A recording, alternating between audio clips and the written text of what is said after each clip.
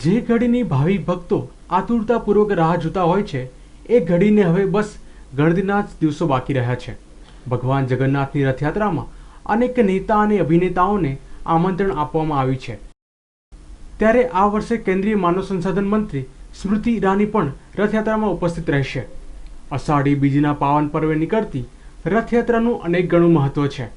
આગામી 137મી રથયાત્રાની તૈયારીઓ પૂરજોશમાં ચાલી રહી છે। જોકે રથયાત્રામાં અનેક લોકોને આમંત્રણ આપવામાં આવી રહ્યું છે।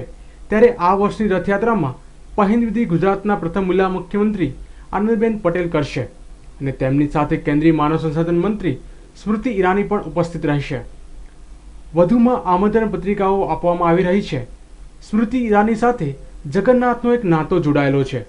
જ્યારે 136મી રથયાત્રા હતી ત્યારે નગરચર્યા બાદ ભગવાન નિજ મંદિર પરત ફર્યા અને ત્યારે ભગવાનની મૂર્તિ સ્મૃતિ ઈરાનીએ પોતાના હસ્તે નિજ મંદિર સ્થાપિત કરી હતી અને એટલા માટે આ વર્ષે પહિંદવિધિમાં તેઓ ઉપસ્થિત રહેશે।